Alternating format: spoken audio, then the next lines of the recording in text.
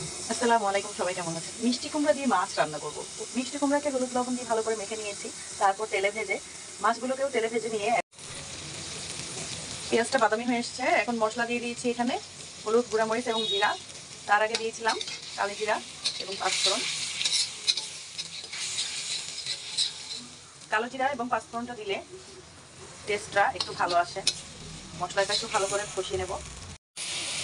মশলাটা কষানো হয়ে গিয়েছে, দেখুন কত সুন্দর করে মশলাটা কষিয়ে ফেলেছি।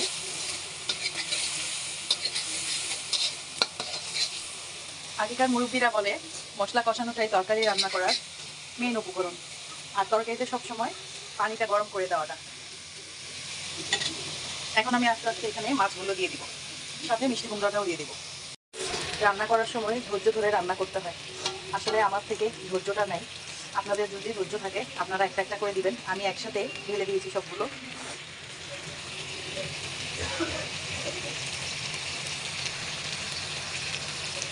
এখন আমি গরম করে রাখা পানিটা অল্প অল্প করে দিয়ে দিব।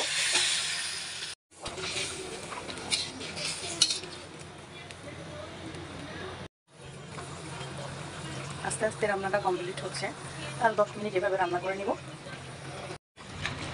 রান্নাটা অনেকটা হয়ে এসেছে, দেখুন কত সুন্দর করে তেল ভাসছে এটার উপর। এখন আমি এখানে ধনেপাতা ছিটিয়ে দিব, তারপর নামিয়ে ফেলবো। একসময় মনে করতাম রান্নাটা আসলে অনেক কঠিন কাজ, এখন মনে করি একটু চেষ্টা করলে কিন্তু রান্নাটা সহজ করা যায়।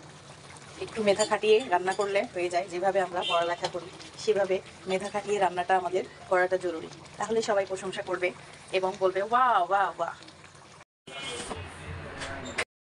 ফাইনালি তরকারির লুকটা মাশাআল্লাহ